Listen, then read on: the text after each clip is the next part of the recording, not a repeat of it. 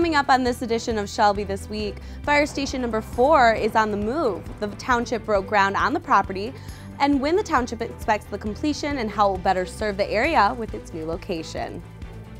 And Shelby Township honored the veterans with its annual ceremony. And 22 people were joined by family and friends as they officially became United States citizens. We have all this and much more coming up on Shelby This Week.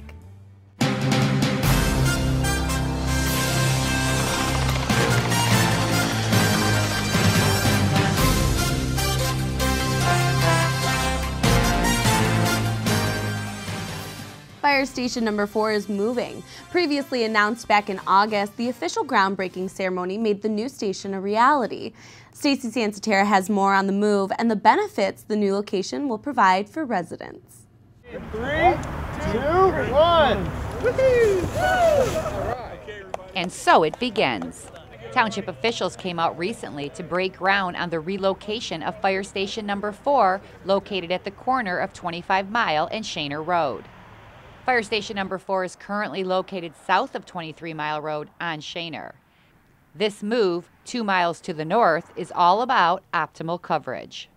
Well, right now, the station is too far south. Relocating Fire Station 4 up here to 25 in Shaner actually puts us in a more of a balanced response plan. We will now have 4 stations, one on basically the 4 corners of the township, with Station 1 being more or less in the middle, 23 Mile between Mount and Van Dyke. So that gives us a balanced response to the residents, which is, the 24/7 customers that we have that live here day in and day out. That's where we want to be the closest, so we have the quickest response time to get there. And looking at the township's master plan, it has been clear for a long time that the response plan for the fire department must change as township development occurs. It's actually been thought about many, many years ago, but we got really serious about it about 3 or 4 years ago, but especially after Fire Station number 5 got built. Now with the SAD, in works for sections 1 and 2 up here in this area, we'll see developments in the next within the next 2 years that a lot of homes and other development will be starting up here. We wanted to move this fire station only after we had Fire Station number 5, knowing full well we couldn't do this until we had Fire Station number 5. So that's when we really got serious. And now, because the time is right, the new Fire Station 4 will be built at the northwest corner of 25 and Shaner, with the driveway to the building facing 25 Mile Road. And with this station being relocated now, obviously we're gonna have a big cost savings because we're building it exactly like the other station. We've already got the plans and everything's done. The same building code, so there are no changes have to really be made to it, and we'll be ready for the next 50 years. And also we will have built 2 brand new fire stations in 2 years when this is finished. So we've got a lot done, and as I said, like everything we do, it's all paid in cash. There will be no negative tax impact. Taxes will not be raised as a result of this. Taxes will not be raised anyway, as far as our taxes are concerned, our millage. We will keep you up to date on the construction of the new Fire Station 4, which will be completed sometime in 2018. For Shelby This Week, I'm Stacy Santatera. Shelby Township honored everyone who've served in the armed forces. Arthur Schenk has more from a special Veterans Day ceremony. The Shelby Township Veterans Day ceremony was held this past Sunday, and due to inclement weather, the ceremony was held indoors at the Shelby Township boardroom. But that didn't deter those in attendance from paying tribute to American veterans. By the dawn's early light, what so proudly we hailed at the twilight's last gleaming. Lord, we praise those and reverence those who, because of that flag, those stars and stripes for which it stands, have stood their ground time and time again. This year's event welcomed special guest speaker, Macomb County Treasurer Lawrence Rocca, who served in Vietnam while in the U.S. Navy. Anymore, because they are giving all their tomorrows for our todays. I'm proud to be an American and even more proud to be a Vietnam veteran. Thank you very much. Where's my hat?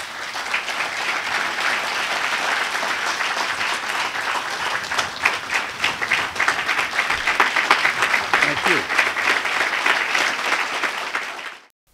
Despite the rain, those who gathered for the veteran ceremony stayed upbeat in their celebration of those who served in our military, which showed that there are many who still respect the sacrifice those in the military have made. And as Old Glory waved proudly outside, thoughts and prayers went out to those currently serving. Hoping for the best for all America's veterans this Veterans Day, I'm Arthur Schink for Shelby This Week. You can catch more of the ceremony on Shelby TV. The 5th annual Veterans Run brought out many people from the community to support the Veterans Memorial in Shelby Township. Runners and walkers of all ages spent Sunday morning running with heroes. Oh, say, can you see? To your mark. Good luck, everybody. Have a great 5K. It was really special. It was nice to come out and honor the people who have done so much to keep us safe and free. And it's beautiful weather and great exercise. I think it's very important always, even at, once you're out of the active duty service, to support the service personnel that are still in and to support the ones that are no longer with us. The veteran point of view is important to me, that I'm proud to be an American and a veteran. And even more so, I'm proud to run in this race with my grandson, who's 60 years younger than me. I like to support the veterans and appreciate what they've done for us. Everything from today goes for the memorial behind me. We have 3 events there every year now, and we have to buy wreaths, programs, and get those going. And any maintenance costs that we incur throughout the year goes, the race helps that with a hill. To some, immigrants living the American dream is something they literally dream of every day. Nick Buckler tells us how 22 of them turned their dream into a reality. It's pretty cool to hear 22 people say the United States of America is where they want to live, but one county official rose to the top years before even becoming a citizen. Jaco Van Blurk has worked for Macomb County for 14 years, but up until this year, he wasn't a U.S. citizen. July 27th of this year is when I became a citizen, and it is a really awesome experience. I don't think people realize what you go through to get to that point where you actually get that nod to say that now you can become a citizen of the United States. So it's a long journey, sometimes very difficult journey, and like I said earlier, it is it's different for everybody. Now Van Blurk is the Chief Information Officer for the county, showing you don't have to be a citizen to climb the ranks if you're qualified. And last week, he shared his story with the 22 newest citizens of the United States who were happy to make the American dream a reality. Today I'm so happy because I'm becoming to U.S. citizens. I feel great. I feel it's so awesome. It's really, you feel that happiness and you feel you are now an American. It's so beautiful. Van Blurk will continue his routine as CIO for the county, but the others are just excited to start over as Americans. For Shelby This Week, I'm Nick Buckler. State Representative Peter Lucido is inviting all residents to coffee and conversations with Pete. If you have questions about local government issues and concerns about what's going on in Lansing, this event is for you. The conversation will begin at 6:30 on Monday, November 13th at the Shelby Township Senior Center. If you can't make it to this one, there will be another one on December 11th in Shelby Township, also on the same day in Washington Township.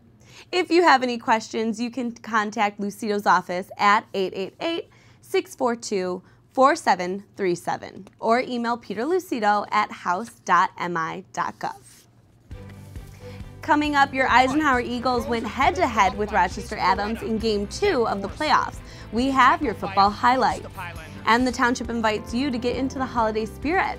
A competition among your neighbors and fellow residents will give your house the perfect holiday glow this season.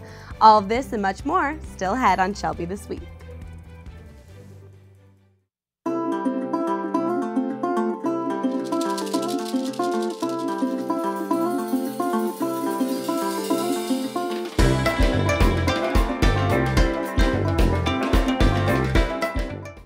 Congrats on paying off all those student loans. Finally, right? I'm kind of living paycheck to paycheck right now. Well, have you tried saving?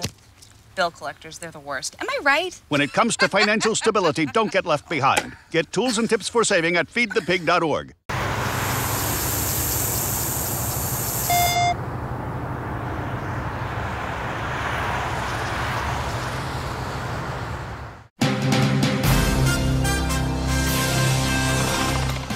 After Eisenhower defeated Utica in last week's playoff game, they moved on to Game 2 against Rochester Adams. We have your playoff Game 2 highlights. District Finals, Eisenhower taking on Rochester Adams. Early on, a defensive battle. Nobody could get anything going. Caleb Oyster with a nice run here, but they'd be punting back and forth for most of the first half.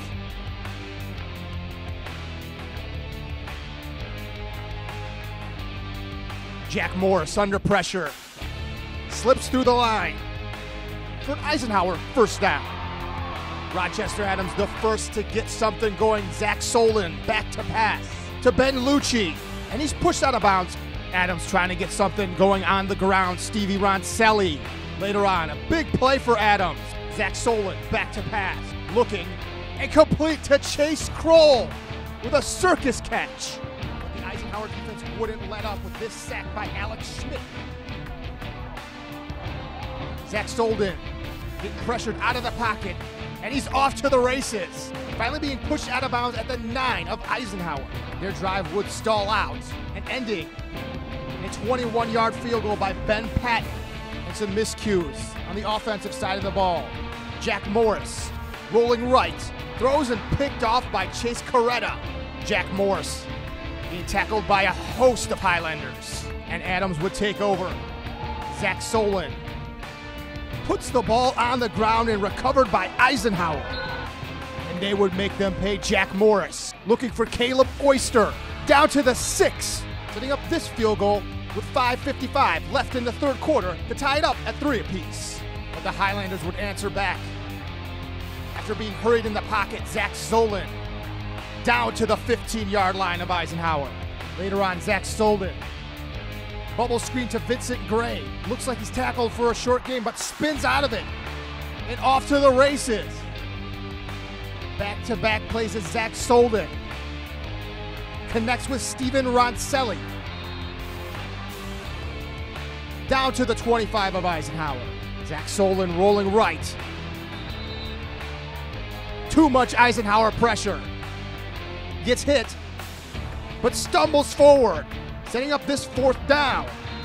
Ben Patton hits this 35-yard field goal to put them up 6-3. Jack Morris looking for someone. Looks like he's sacked, but no, his knee doesn't hit the ground. Finally pushed out at the 48. Jack Morris quarterback draw, getting some tough yards for the Eagles. And Caleb Oyster running through some arm tackles here. But Eisenhower will give it right back to Rochester Adams with this botched handoff. But the Eagles' stout defense will give them a 4-and-out. Jack Morris throws a bomb to Caleb Oyster. And it's a touchdown. And that will propel the Eisenhower Eagles on to the next round. They win 10-6. They'll face West Bloomfield. A popular fairy tale story will come alive at Utica High School. After months of preparation, the cast is ready to take the stage next weekend. Our Robert Gambrell attended one of the rehearsals and talked with the members of the production. Utica High School has put on so many productions, but the play, The Sleeping Beauty of Laurelyn, will be different from the Disney version of Sleeping Beauty. You with a smile that will never undo. This is a very special thing, you know, for your happiness will be unmistakable I was really shocked. I was so happy when I found out I got the part to be accepted into like the Utica family. Sophomore Aiden Huey is very excited about participating in her first major role at Utica High School as Beauty.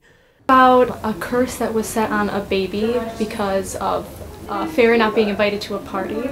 So, and then it follows her parents trying to not let the curse happen, and it's about like her trying to get married to this man, but she falls asleep for 100 years and she wakes up and has to marry another man. Senior Dylan Berg explains his role as the prince.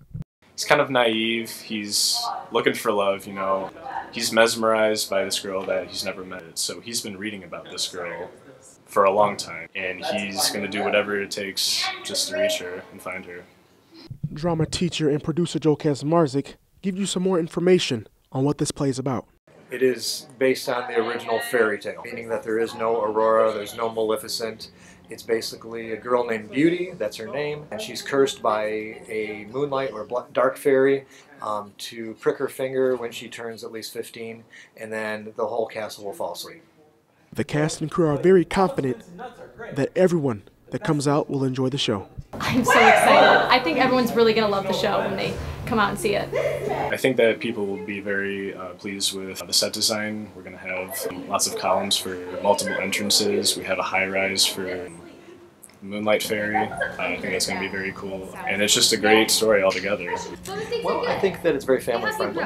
You could bring any age to see it. I think little people will enjoy it. I think older people will enjoy it.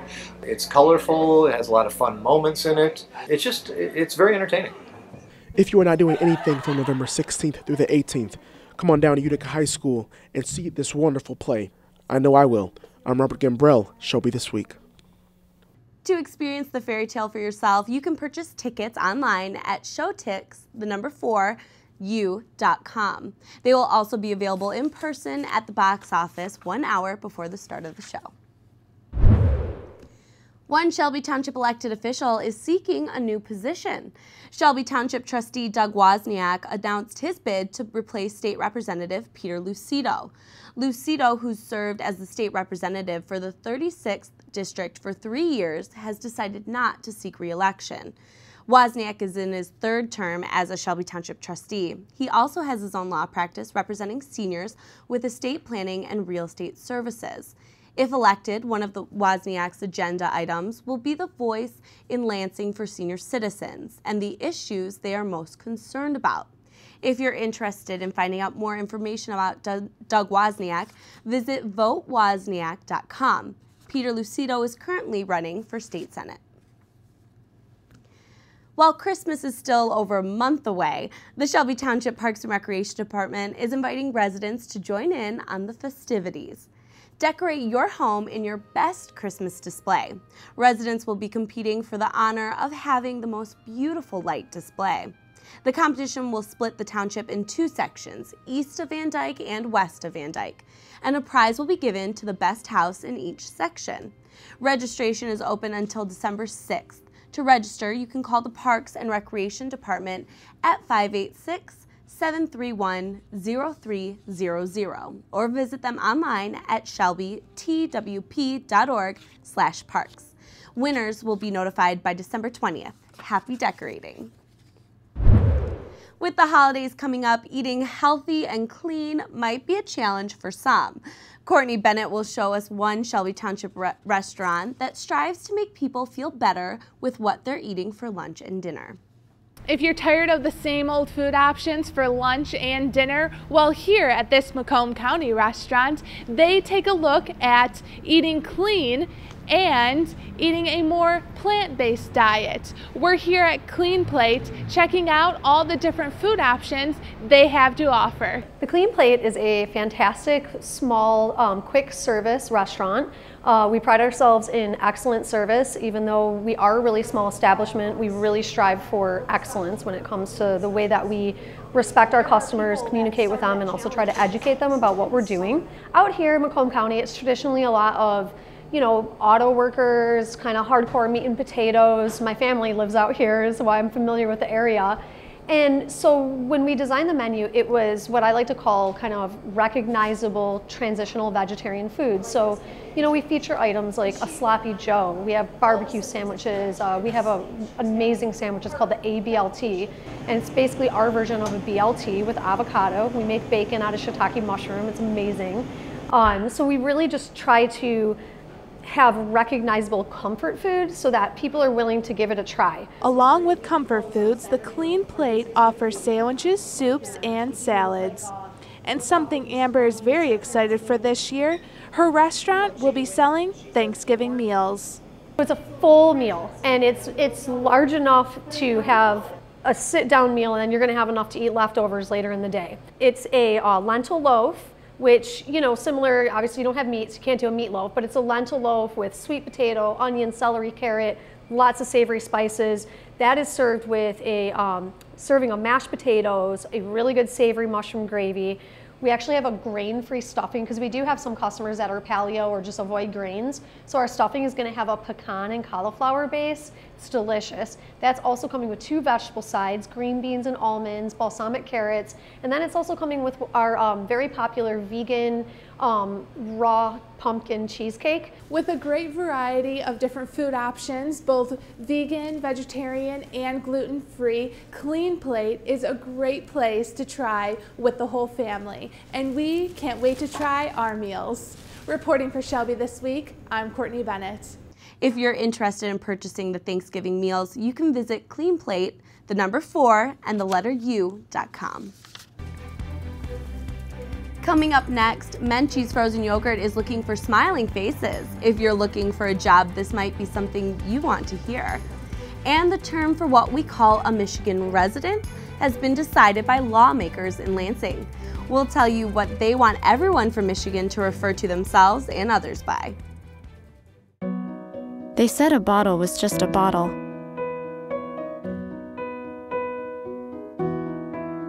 That no one would ever notice me.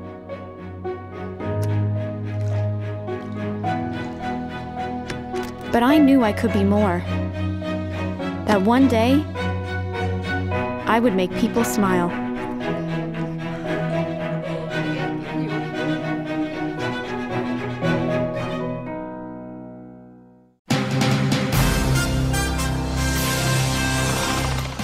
What do you call yourself as a resident of Michigan? A Michigander or Michiganian? If you prefer one or the other or can't decide between the two, don't worry, because an official title came from Lansing.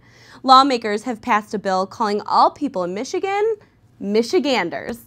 The bill passed unanimously in both the House and the Senate. It says the Historical Commission will encourage the public to preserve historic resources and develop a sense of identity as a Michigander. The bill was attached to the Michigan Historical Markers Act. Menchie's Frozen Yogurt is now hiring. The shop located in the Vitale Plaza on Van Dyke is looking for both full-time and part-time employees. According to their website, they are looking for energetic individuals, and the only skills they require from applicants is a smile on your face and a positive attitude. To apply, visit their website at menchies.com/frozenyogurtcareers. And that's it for us here at Shelby This Week. Check us out all the time on our Facebook page. Just search Shelby TV. We'll leave you now with more scenes from our annual Veterans Day ceremony. Enjoy, and thanks for watching. And with that, I'd like to call up Tracy Murray once again. For God Bless America, all rise, please.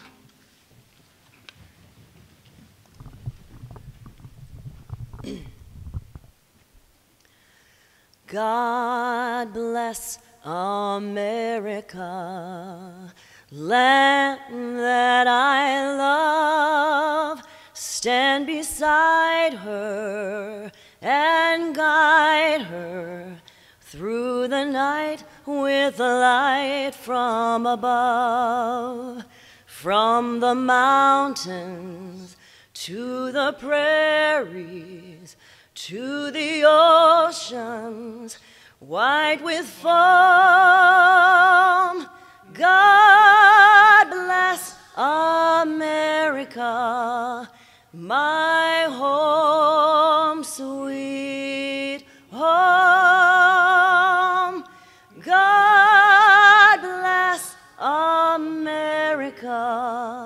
my home, sweet home.